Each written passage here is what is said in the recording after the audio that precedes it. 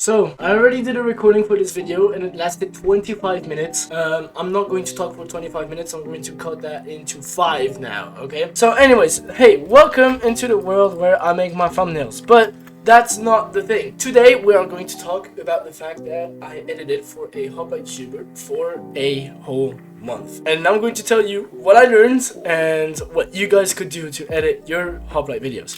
While I talk, I'm probably going to put on some Hoplite clips. Anyways, let's begin. So, you know, I've always wanted to be more part of the Hoplite community. So I was like, okay, I can't PvP, but I can edit. So I told myself, okay, if I can edit, maybe I can become a Hoplite editor. So edit for Hoplite creators, for example. And I'm like, okay. And that was like about like a month and a half ago. And I go to bed and I don't think about it ever again. Until 3 days later, when I wake up, I start scrolling on my phone and I see on YouTube that a Hoplite creator that I really like said in a community post, okay, hi, I'm doing this challenge where I need to edit 12 videos. I'm not going to edit all of them by myself. So I need help. So, you know, I add the guy on Discord. I'm like, okay, yeah, hey, here's my portfolio. Here's what I can do. Here's why I'm motivated. And yeah, and then I'm really stressed out because like it meant a lot to me. Okay, I was like, okay, I need to edit for that guy. He's really funny. I would love to edit for him. It would be an honor.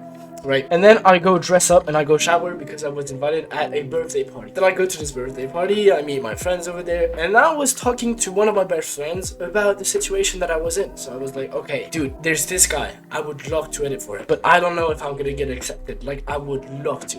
And then as he answers this statement, I sense that my phone vibrates in my pocket. So I take it out from my pocket, I look at my phone, and I'm like, dude, it's him. And then I turn my phone around and I see a notification from the dude on Discord. I'm like, yeah, sure, man. When can you start editing for me? And so I remember just stressing out with that one friend that wasn't understanding anything about what was happening. And he was like, dude, I don't know what to do. I don't know how to respond. Do I need to sound professional? Do I need to sound chill? I don't know. Help me out. And like my friend was as lost as I was. But yeah, anyways, I remember answering really calmly. And I was like, yeah, okay, I can edit basically whatever you want. And I remember going home that day. It was probably like around 2 a.m. I remember coming back home at 2 a.m. and I opened my computer and I started downloading the files that he sent to me and I instantly started editing, and I went to bed at like 5 a.m. and then at like 10 a.m. the next day I woke up, I opened my computer again and I started editing again. Dude, what the fuck?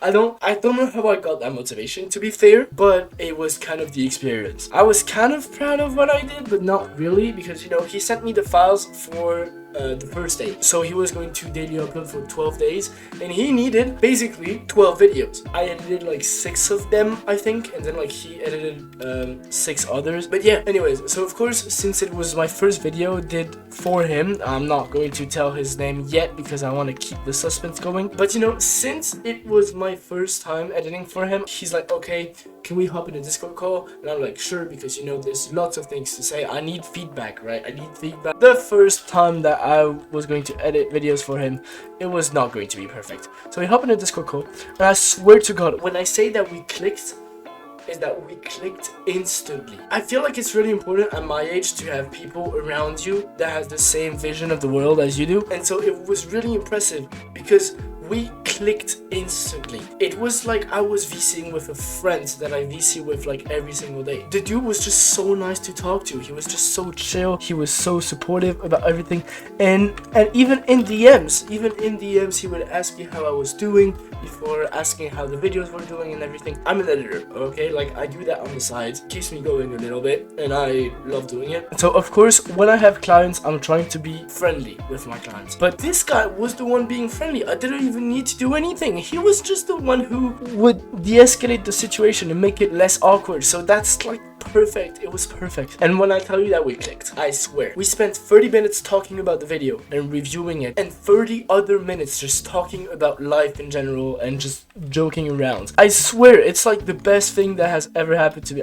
It was so cool meeting him. And like, I didn't expect that from him, but like, you probably guessed who it was now, because if you watch my content, you watch his content too, and you know that in December, there's only one YouTuber that daily uploaded Hoplite content for 12 days straight. hey, it's goofegoober, okay? It's this legend, okay? And so look at this. So of course he told me that he was going to credit me in the description of every videos that I made. Like for example, if we look at day 3, see, sub to this goal as well for editing, and else Hoplite, so that is me, right? But I didn't expect him to do that. Like what? Like look at this. At the end of day 12, he put this heartwarming message. It was absolutely crazy. I was literally crying when I read this for the first time. I was so surprised. But look at this. It really was hard daily uploading, as I've never really done that. But with the help of this beautiful man right here, he turned this series from impossible to possible. So Elks, if you're watching this, and I know you are, thank you for making this possible. Thank you for editing the days. Thank you for editing the videos.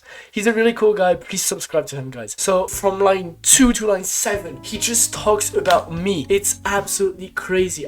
Wow, just wow. And so anyways, goofegoober, I know you're watching this. Thank you so much for everything that you did, okay? You probably don't realize that you did much, but I swear to God, I got so much better at editing Hoplite videos and just playing Hoplite in general because of you. And so I just want to say thank you. And thank you for making me laugh for the whole month of November, which is really a harsh month for me every single year because of school and stuff. So thank you. But now, let's talk about the interesting part. How can you edit Hoplite videos? Because, hey, editing 6 videos in a month is kind of the challenge, I'm not gonna lie. But I swear to God, if you just get used to it, in 5 hours only, you can create a really watchable Hoplite video. A really good one even. So, if there's one thing that you need to remember about Hoplite, it's that it's boring, okay? There's 40 minutes of recordings and you need to squeeze that in 15 minutes of videos. But every single part of the game is interesting. So of course, you're going to leave out the majority of the battles and of the stressing moments and everything.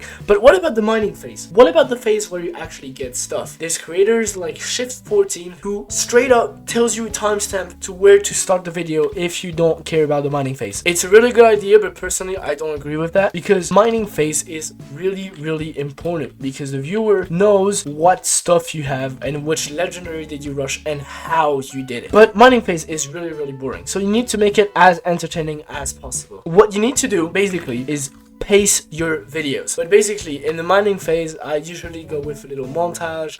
It's usually hit sync or it has really fancy music, and yeah, it's just very fun to watch as the viewer, right? But for example, if you want another really annoying phase, and I didn't really know what to do with it, if you look at day 2, at some point goofegoober makes potions, right? So I'm just gonna mute the video and you guys are just gonna watch how I did it. But basically I put some Mario Kart music with like I don't know, it's really dynamic, it's really cool. Also, make sure that every time you cut, it usually plays a different sound, because you know, if you just cut to like a random part where there's absolutely no sound, like for example, like he's just walking around somewhere, there's just no point, okay? So yeah, pacing your videos is really important because Hoplite is really boring, but really impressive to watch if you made it correctly. And you need to experiment, okay? You need to experiment with your style. Basically, what that means, it's that, let's take for example Shift14, he knows that to play Hoplite correctly, he needs to lock in. He needs to lock in so he doesn't talk much. This is why his videos are really well edited, is that because, well, he has nothing really interesting to say, so he just edits a lot. If you take Arndam, for example, Arndam is really good at talking and following some sort of like string of consciousness to keep up with what he's saying and play the game very seriously at the same time. Goofegoober and I, for example, we know how to crack jokes in the middle of the games or put in some references. So of course we're going to put some sound effects, some funny images and everything to make everything funny. You know, when you edit, you need it to reflect your personality. If you're kind of a catastrophic guy like me, just put images everywhere, put sound effects everywhere, make the viewers laugh. If you're tryharder like Shift or Chronic, for example, just focus on the battle part. Focus on everything that makes the viewer say, wow, oh my gosh, he did that. It's all about personality. Last point, since Hoplite is very boring, I recommend trying to find really good music to use, because basically if you don't use good music, the viewers will get bored. So try to use dynamic music, but that fits in the situation. Don't put Mario Kart happy music if you're in a very low point of the game, okay? If you have any questions, DM me on Discord. My username is right here on your screen. I'm glad to help out people who are trying to get into editing but don't know what to do, and try out things. Look up tutorials on YouTube. I don't know,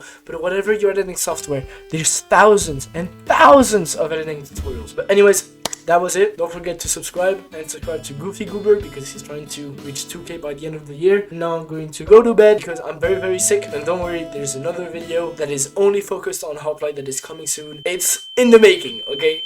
Alright, see you guys and peace out.